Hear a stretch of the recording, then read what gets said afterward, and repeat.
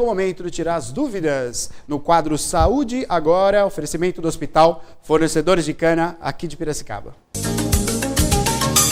Estou com o Dr. Felipe de Toledo, cardiologista. Prazer em recebê-lo aqui, viu? Prazer é todo meu, né? Muito obrigado pela presença aqui. Olha, você que está em casa já pode participar conosco também, ligando através do telefone 2534-1234, pelo WhatsApp também, 019-99141-1048, ou pelo ao vivo da página do Facebook. Vai mandando as suas perguntas aí, estamos ao vivo, o doutor vai respondendo. O doutor, o senhor faz parte da equipe do Hospital Fornecedores de Cana, né? Eu queria que você explicasse um pouquinho, né? Que é um instituto que fica dentro do hospital. Explicasse um pouquinho para a população de Piracicaba. Isso, bom. Boa noite, pessoal. Boa noite a todos. Na verdade, eu faço parte do INCORP, que é um Instituto do Coração de Piracicaba, que é um instituto que fica localizado dentro do Hospital dos Fornecedores de Cana, com quem a gente tem uma parceria muito grande, de muitos anos já, né? E existem alguns médicos que trabalham lá na área da cardiologia intervencionista. Nós somos uma equipe de 3, basicamente, né, que é o Dr. Luiz Gubolino, o Pablo, que já esteve aqui, esteve no programa, o Pablo Teixeirense, e eu. E a cardiologista clínica, a doutora Antoninha Bragalha também. Nós fazemos a parte da cardiologia. Existem outras áreas de atuação ali dentro do INCORP, mas a parte da cardiologia é com essa equipe. Legal. Há quanto tempo, doutor, o senhor está na atuação aqui na cidade de Piracicaba? Na região eu estou atuando há quase 12 anos. Quase 12 anos, né? Na verdade, eu sou do Rio de Janeiro, mas eu já sou paulista já de coração. Já é paulista, interior. Já sou. Um pouco mais piracicabano já, né? Já também. Minha esposa é de Piracicaba, então já estou muito à vontade na região. E vim para o estado de São Paulo em 92. Certo. Né? Fiz a minha formação em Campinas, depois fui para São Paulo, trabalhei alguns anos e em 2005 eu vim aqui para a região e atuo junto dessa equipe em alguns hospitais na região. Você vai até Campinas, né? Nessa região aqui. Isso, são vários serviços na região, sendo que aqui dentro do Fornecedores de Cana a gente tem o nosso, eu diria que é a nave-mãe. A nave-mãe, né? É onde a gente tem um carinho muito grande pelo serviço, e onde a gente tem um volume muito grande e a gente atende muita gente aqui. Então, doutor, falando nisso, a gente tem que destacar, né, o trabalho que é feito no Hospital Fornecedores de Cana. Bom, primeiro com a tecnologia que dispõe ali dos instrumentos, né, a área física do hospital que é muito boa, e o principal que é o material humano, né, são os profissionais que vêm para a cidade de Piracicaba para trabalhar no hospital. E se forma um time de excelência, né, doutor? Isso é muito importante, né? É claro, time é tudo, né, e a gente faz questão de ter um time bem qualificado. A turma, tanto a parte administrativa quanto a equipe de enfermagem, a gente realmente joga para o bem, time, né? Ali, e é todo mundo muito bacana, muito bem qualificado. Isso com certeza se traduz no aumento da qualidade do atendimento ao cliente que vai nos procurar, né? Doutor, falando agora sobre as intervenções, né, que são feitas aí no coração, a gente tem tecnologias, né, que ajudam e as técnicas estão avançando, né? A gente tem uma mudança aí, o senhor podia falar um pouco disso, né? O senhor está sempre à parte, sempre estudando sobre isso. Ela está mudando muito rápido, né? A evolução das técnicas, ela chega muito rápido.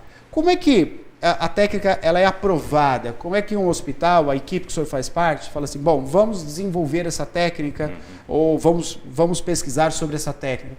Quanto tempo demora? Eu queria que o senhor falasse um pouquinho, desde a descobrimento da técnica e ela ser implantada nos hospitais, e isso fazendo também, doutor, uma comparação com o Hospital Fornecedores de Cana. Porque eu sei que quando algo de bom acontece, em pouquíssimo tempo as equipes aqui do hospital já estão desenvolvendo. Queria que você falasse um pouquinho sobre isso. Exato. Neto, o que não muda rápido hoje em dia? Pois é. Né? Então a gente está vivendo numa época em que tudo muda rápido demais, né? Especialmente dentro da cardiologia, a gente tem uma quantidade de pesquisas científicas imensa. A gente tem muita gente, mundo afora, que sofre de doença cardíaca. E até por isso o interesse em pesquisar a doença cardíaca é muito grande. Por isso o desenvolvimento é muito rápido. E ultimamente, com a tecnologia, a eficácia até da pesquisa médica, isso tudo acontece numa velocidade vertiginosa. É claro que existem no mundo alguns locais que são pioneiros, às vezes, no desenvolvimento, são os primeiros empreendedores a testar, fazer a técnica, a desenvolver um produto. E dali, aos poucos, aquilo vai se espalhando. Certo. O que a gente tem dentro ali do Hospital dos Fornecedores de Cana, o corpo clínico todo é um corpo clínico fantástico, de gente bem qualificada e que tem ligação com bons serviços de referência no Brasil e no exterior. E isso não é diferente ali no INCORP. Dentro do INCORP a gente tem, a nossa equipe, os médicos ali de dentro, a gente tem uma ligação grande com alguns serviços de referência no Brasil e no exterior. E a gente troca muita ideia. Olha só. Então a gente está sempre muito antenado com o que está acontecendo lá fora, com as pesquisas mais recentes, os materiais mais novos que estão sendo lançados e implantados. E no momento em que isso começa a acontecer e que os materiais, as tecnologias, as medicações são realmente aprovadas pelos órgãos, né, que regulamentam essa aprovação, né, em cada país, quando é aprovado aqui no Brasil, certo, a gente tem a possibilidade de começar a utilizar esses materiais e tecnologias bem no começo deles. Felipe, você esteve fora, agora há pouco tempo você esteve fora, né? Estive. Onde que foi? Na verdade, eu fiz um intercâmbio, certo, e passei uma semana no Instituto Harrington, em Cleveland, nos Estados Unidos, onde eu fiquei. Lá, o Instituto ele comanda alguns hospitais, e eu passei uma semana basicamente dentro da sala de hemodinâmica, de 7 da manhã a 8 da noite, todos os dias, buscando e entendendo novos procedimentos, né, tecnologias modernas e trocando ideia, participando de reuniões científicas. Então, eu acho que essa busca incessante pelo novo, aliada à segurança, claro, faz com que a gente esteja sempre antenado e a gente consiga disponibilizar novas tecnologias e tratamentos para a população de Piracicaba e região. Muito bom, olha, estamos ao vivo aqui, né, Felipe de Toledo, ele que é cardiologista do Hospital Fornecedores de Cana, estamos conversando um pouquinho sobre as novas técnicas que são desenvolvidas, né, que são demonstradas aí no mundo e são desenvolvidas, claro, no Brasil e, obviamente, no Hospital Fornecedores de Cana. Já vou entrar já no assunto, que aqui foi desenvolvida uma das técnicas que foi praticamente a pioneira aí na nossa região. A gente já vai entrar já em detalhes sobre isso. Agora, só para a gente entender um pouquinho mais, Felipe, quando uma técnica é desenvolvida, né, você esteve fora, olha, a técnica está sendo desenvolvida nos Estados Unidos. Então, a gente tem a possibilidade de ter, claro, um especialista daqui, que é o seu caso, que vai para outro país, entender como funciona. É o próprio médico que traz a tecnologia junto aos órgãos aqui que permitem ela ser desenvolvida? Como é que funciona isso? Ou o Ministério da Saúde tem alguém que vá pesquisar? Ou a pesquisa é feita mesmo pelo doutor, por exemplo, pelo senhor que está no Hospital Fornecedores de Cana e vai para fora do país? Como é que é feito isso? Na verdade, eu acho que isso tem mais de uma via para acontecer. Eu não sei a resposta exata, Neto, para te dizer a via burocrática através da qual isso acontece. Correto. Mas, basicamente, depois de feitos estudos científicos com a classe médica e os pacientes, então, depois que aquilo aconteceu ali, num estudo científico, com médico, paciente, demonstrou segurança, foi aprovado, realmente é uma coisa que vale a pena e tal... Aí existem, claro, o interesse os trâmites legais, as empresas que detêm a patente do produto, elas têm que entrar, acho que com requerimento junto ao Ministério da Saúde. Mas a busca ela acaba sendo individual, né? A busca do profissional e querer a tecnologia. Né? Sim, não, essa busca é individual. Se você não se mexer e não for atrás, a coisa não chega até você.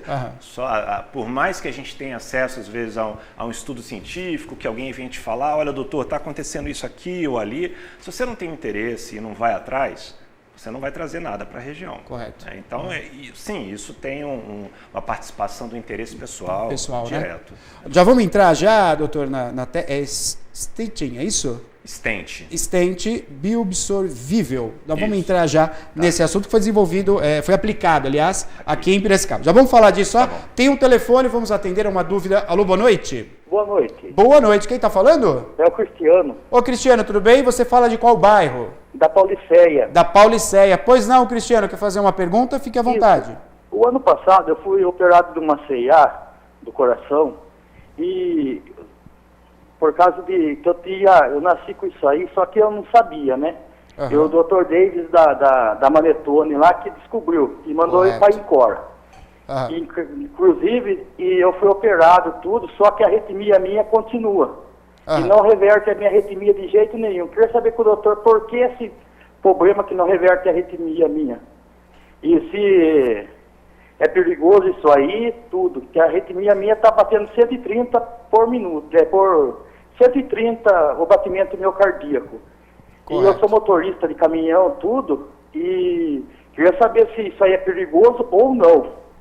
Eu trabalho com caminhão de cana e Sim. é tudo pesado, né? Se isso é perigoso ou não, e sinto muita canseira, entendeu? Tá certo. Tá bom, não, eu entendi bem a pergunta. É Cristiano, né? Isso. Bom, Cristiano, é o seguinte, você foi operado de uma CIA, né, que é uma comunicação interatrial, que é basicamente um buraquinho, né, que deixa comunicar sangue entre o átrio esquerdo e o átrio direito do coração. A CIA, muitas vezes, ela é fechada através de cirurgia aberta e muitas vezes também ela pode ser fechada através de uma prótese que é colocada via percutânea, através de um catéter. Certo. E isso é um procedimento, por exemplo, que a gente faz Executa. E trouxe aqui para a região. Isso pode ser fechado de mais de uma forma. O CIA realmente, ao longo das décadas de vida, pode provocar alguns sintomas. Basicamente, cansaço aos esforços, às vezes um pouco de falta de ar e, eventualmente, palpitações, algumas arritmias. Agora, a sua arritmia, Cristiano, pode ter outro motivo, além do CIA. Então, o CIA foi ocluído, foi fechado e, de repente, para prevenir uma evolução ruim ao longo dos anos, mas pode ser que a sua arritmia tenha outra causa. Você pode ter um circuito elétrico anômalo no coração. E isso tem que ser estudado. O seu cardiologista, ele pode estudar um pouquinho melhor o seu caso, eventualmente te encaminhar para um especialista em arritmia, Correto. Ou até mesmo para um estudo eletrofisiológico. Esse é um procedimento, por exemplo, que a gente faz também lá no INCORP, que é um estudo das arritmias através de catéter, para tentar identificar no coração qual que é o foco da arritmia e se é possível queimar aquele circuito anômalo. Seria a causa. A causa e fazer a arritmia cessar. Tá? Então, primeira coisa em mente é isso. Agora, é perigoso? Não é? Depende. A gente tem que saber que arritmia você está tendo. Tá? Tem que se ter uma investigação. Tem que se fazer uma investigação. E é óbvio que dependendo da profissão, por exemplo, você é um motorista de caminhão e que dirige caminhão com uma carga muito grande e é claro que você tem uma responsabilidade muito grande. Então, a gente não quer que você tenha uma arritmia grave, com uma frequência muito alta, enquanto você estiver dirigindo na estrada. Claro, claro. Pode ser que sim, seja perigoso você ter essa arritmia, mas eu acho que essa pergunta tem que ser respondida aos poucos, através do seu cardiologista clínico e avaliando os exames que eventualmente ele possa pedir. Perfeito, perfeito. Então tem que procurar novamente o cardiologista e abrir uma investigação, conversar novamente com o cardiologista. Estamos ao vivo aqui no quadro Saúde Agora, oferecimento do Hospital Fornecedores de Cana. Tem uma pergunta que chegou pelo WhatsApp, é isso, Maria? É sim, doutor. Chegou pelo telefone também, pelo WhatsApp. Vamos primeiro a do WhatsApp. Ela não quer se identificar, tá? Então eu deixei bem grande aqui para ninguém ver o nome dela. Boa noite, Maria, a todos vocês. Não fale meu nome, tá? Faça um favor de perguntar para o doutor. Fiz vários exames do coração. Meu cardiologista diz que deu no meu exame proveniente da diabetes e também da idade. Tenho 64 anos. Num dos exames, deu insuficiência. É isso, né? Isso. Não tomo nenhum medicamento, mas faz uns 10 dias que estou com falta de ar. Acho que não estou nervosa. Devo consultar um médico? Bom, vamos lá. Deve consultar, sim. Eu acho que todo paciente diabético tem que ter em mente que ele tem uma chance maior de ter doença cardíaca, doença coronariana, do que uma pessoa que não é diabética. Então, você deve procurar o seu médico, sim, para investigar um pouquinho melhor esses sintomas. O fato de você ser diabética faz com que você tenha um risco maior de infarto, de angina, de algum tipo de doença coronária que muitas vezes pode ser tratado através de cirurgia ou de uma angioplastia, por exemplo, que é o que a gente faz, e resolve, cura aquela doença e você toca a sua vida normalmente. Então, se a pergunta foi essa, acho que basicamente a resposta é sim, procure o seu médico, não deixe de lado, nenhum diabético deve deixar os seus sintomas para um segundo plano, até porque o diabético às vezes tem infarto e não sente dor. Mais uma pergunta chegando, olha, estamos tendo uma aula aqui, né? Estamos tendo uma aula com o Felipe de Toledo, ele está explicando tudo certinho para você que está assistindo o programa Piracicaba agora, a importância que é esse quadro, né? Dando informação para a população, né? Ele chama atenção, olha, será que eu devo? Não, deve. Sentiu, teve alguns sintomas, algum sintoma, né? Ou outros sintomas, tem que procurar um médico, né? A gente vai falar daqui a pouquinho também se eu tô bem, jogo bola de quarta-feira, depois eu como uma carninha, tomo um chopinho, eu tô bem. Será que eu devo também passar, na minha idade, 40 anos, tenho que passar pelo cardiologista? Daqui a pouquinho o doutor vai falar sobre isso também. Tem uma pergunta? Diga, Maria. Tem sim, olha, aliás, se você tiver alguma questão, né, que quer a opinião aí do doutor Felipe, você pode ligar, se você não quiser falar ao vivo, a Ana anota a sua pergunta, como ela fez aqui com o Simão. Você também pode mandar pelo nosso WhatsApp ou lá pelo Facebook. Tem muitas pessoas assistindo pelo Facebook. Tiver de fora de Piracicaba também, pode escrever por lá, tá? Então, olha, o Simão escreveu, deixou uma perguntinha por telefone, doutor. Acho que é uma dúvida de muita gente, aliás, né? O que a gente escuta muito. É por causa do sangue grosso que dá infarto? Existe sangue grosso? Todo mundo vai falar isso daí, viu? Mais ou menos, viu? Olha que até existe. É mesmo? Olha que interessante. Gente. Mas, bom, infarto, na verdade, é uma doença que ela é multifatorial. Tem uma série de fatores de risco que levam ao infarto. Diabetes, que a gente acabou de comentar, é um dos principais, talvez o maior fator de risco para o desenvolvimento do infarto. Então, mas não é só isso. Você não precisa ser diabético para infartar. Você pode ser hipertenso, eventualmente ter um colesterol alto, tabagista. O cigarro, comprovadamente, e a gente não quer passar sermão para ninguém aqui, mas comprovadamente o cigarro é um fator de risco muito importante para o desenvolvimento de infarto. A obesidade, o sedentarismo e, eventualmente, até o fator genético, o componente familiar. Às vezes você não tem nenhum outro fator ambiental muito palpável, mas a sua genética é tão forte para desenvolver a doença coronária que você pode ter um infarto. O paciente, às vezes, quando fala de sangue grosso, é que ele tem uma tendência maior a ter trombose, a formação de coágulo nas artérias. O infarto nada mais é do que uma trombose, a formação de um coágulo em cima de uma plaquinha de colesterol que está dentro da artéria coronária. Na hora que forma o coágulo, a artéria fecha, o fluxo de sangue para e a região do coração que deveria receber esse sangue começa a morrer. Certo. E aí dói o peito. Tá? Então, basicamente, eu acho que a gente traduz essa coisa de sangue grosso por isso. Uma predisposição maior à formação de coágulos, à trombose. Agora, isso, como eu falei, é multifatorial, tem muita coisa envolvida. Tá?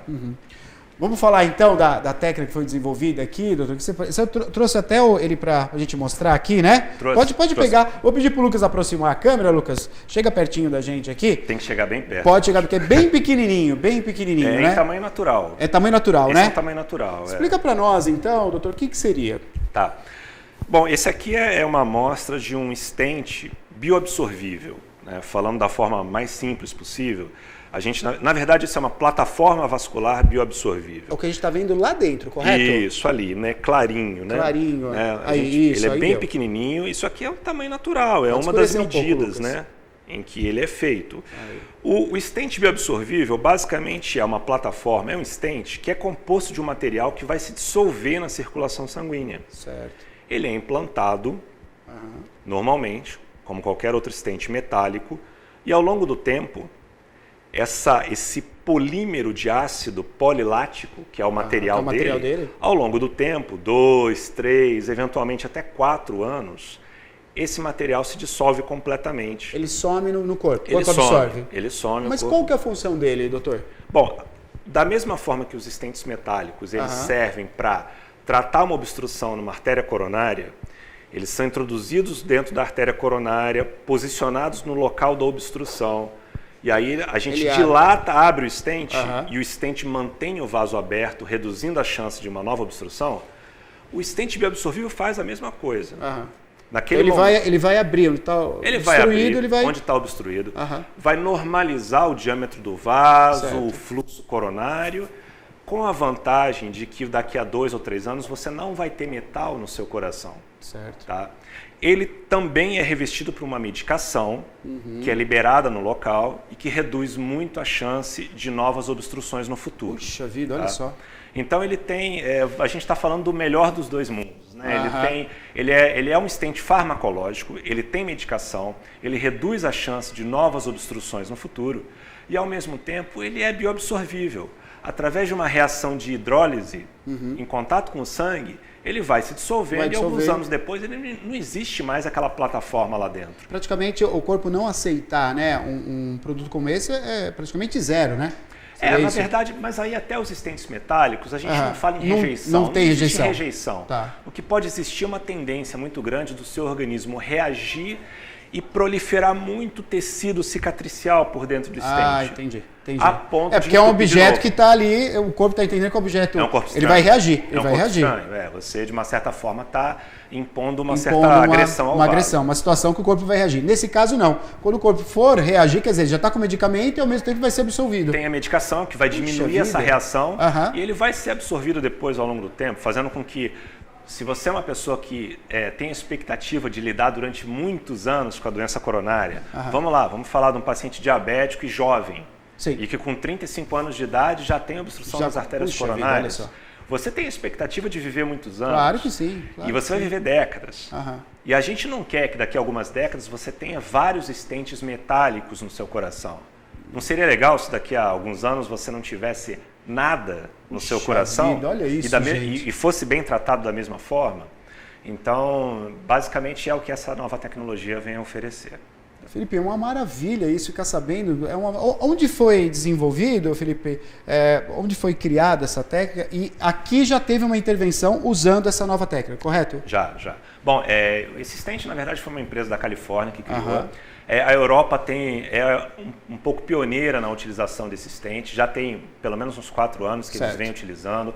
Muito recentemente, nos Estados Unidos, eles começaram a implantar. No serviço onde eu estive agora, faz 2 semanas atrás, esse serviço foi o pioneiro no meio oeste americano e tem uma quantidade muito grande de implante desse tipo de material. E a gente começou a fazer isso faz pouco tempo. Né? No Brasil, na verdade, tem pouco tempo. Pouquíssimo tempo no Brasil. Na região aqui de Piracicaba, especificamente aqui na nossa região, foi o primeiro implante realizado, agora faz pouco tempo, agora no mês de junho ou julho, se não me engano.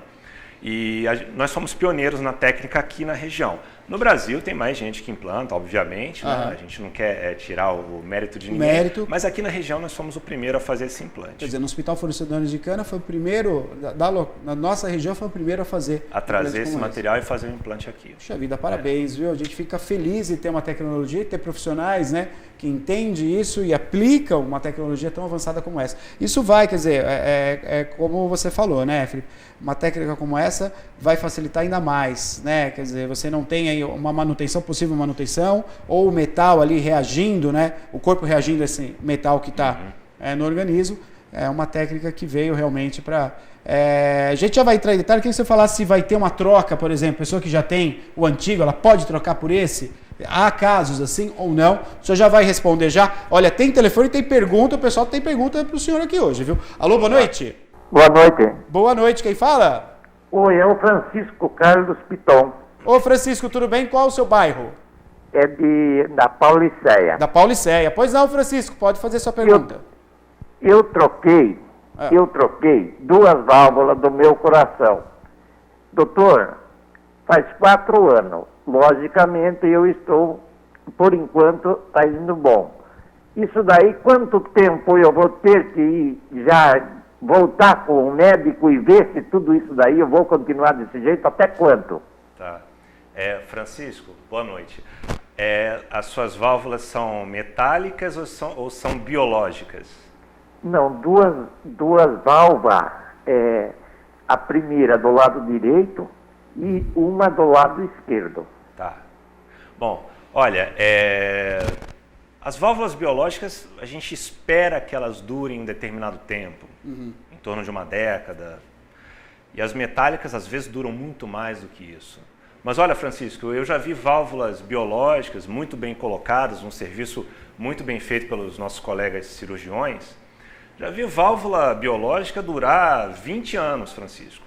Então, isso depende um pouco também do cuidado que você tem com a sua saúde, do seu dia a dia, os cuidados que você tem com o seu coração.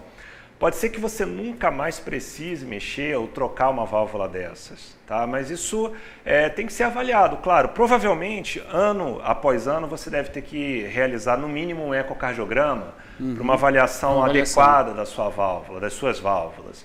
E aí o seu cardiologista clínico vai olhar esse ecocardiograma e ver se está na hora de trocar ou não, ou talvez estudar um pouco mais a fundo para ver se realmente precisa fazer uma troca ou não. Mas pode ser que você nunca mais tenha que fazer nada. Maravilha. Mais uma pergunta, a última, né? Senão ele vai ficar aqui até amanhã, ele tem compromisso. Hoje é sexta-feira. Você fica? Rapaz, agora eu vou ficar. Vamos fazer assim, então, Neto. As perguntas do WhatsApp, tem algumas aqui para o doutor responder. Ele vai responder em off, tá, pessoal? Ao vivo, então, o seu José que ligou, vamos responder a dele, que ele não está aqui no WhatsApp, doutor. Ele quer saber até que idade ele pode doar sangue. Maria, aí o seu José me pegou agora. É uma pergunta muito específica e eu sei que, na verdade, é uma pergunta para o hematologista e, na verdade, especificamente para o banco de sangue. Eu acho que existe, às vezes, algumas diferenças de protocolo entre os bancos de sangue. Tá? Então, dependendo do banco de sangue onde ele vai fazer a doação, pode ser que eles tenham uma restrição de idade maior do que o outro banco de sangue. Tá? Então, seu José, essa pergunta realmente foge um pouco da minha área de atuação. Tá? Eu recomendo que você ligue para o banco de sangue onde você tem interesse de fazer a doação e pergunte, porque eu acho que os protocolos não são idênticos. Perfeito. Bom, Felipe, a respeito dessa nova técnica, a troca, por exemplo, eu tenho lá o de metal, vai ter essa possibilidade ou não tem essa necessidade de trocar o de metal por esse novo material? Neto, não dá para trocar. Não dá para trocar? Não dá. Tá. Uma vez implantado um stent metálico, convencional, esse stent o tecido de cicatrização que o seu organismo cria em volta dele faz com que ele fique aderido à parede da artéria coronária. Certo. Você não vai conseguir tirar, né? Mesmo que você tente. Não. Então não existe uma troca. Agora, a gente está falando de uma tecnologia nova e que tem muita chance de vir a substituir os stents metálicos, mas a gente não está dizendo que os stents metálicos usados hoje não são bons. Não são legais, não são bons. Pelo contrário, a gente tem stents metálicos fantásticos e pessoas que vivem décadas e décadas com um stent metálico no coração. Agora, você começou muito cedo a pôr um stent, ano após ano, década após década, você ganha um novo stent metálico. E de alguma forma isso vai te prejudicar. No futuro pode ser que você precise fazer uma angiotomografia de artéria coronária e a angiotomografia tem dificuldade de analisar o coração se tem muito metal lá dentro. Se tem muito metal. Você pode precisar de uma cirurgia cardíaca para colocação de uma ponte de safena, uma artéria mamária. Às vezes o cirurgião não consegue colocar a ponte no local cheio de metal. Correto. Então existe a vantagem dessa nova tecnologia, mas a gente não está dizendo que os stents atuais são ruins. Né? Correto. Pelo contrário, são excelentes e são fantásticos na maioria dos pacientes. Né? Perfeito. Olha, quero agradecer a presença, chegando pergunta, a Ana está anotando, mas vamos continuar aqui, viu? Né, Ana? Está chegando pergunta, eu passo para o senhor. Felipe, eu quero agradecer a sua presença aqui, viu? Foi uma aula aqui para os telespectadores, para nós, muito importante, viu? Quero agradecer a sua presença aqui. Tá bom, Neto, eu que agradeço e foi um grande prazer e sempre que eu tiver à disposição e a possibilidade e o convite, eu tô aí para a população de Piracicaba e região, a gente faz isso com muito carinho. Tá certo, tá bom? Então. Obrigado, Felipe. Valeu. Obrigado, viu? Tá a gente vai agora, você acompanhou então, né? Você acompanhou o quadro Saúde Agora do Hospital Fornecedores de Cana, né? O Felipe de Toledo, o cardiologista do hospital, explicando para nós, dando uma aula das técnicas, né? A gente fica muito feliz em saber que o Hospital Fornecedores de Cana é pioneiro, né, de coisas boas, graças, como ele falou, ao time de primeira que tem aqui o nosso querido Hospital Fornecedores de Cana.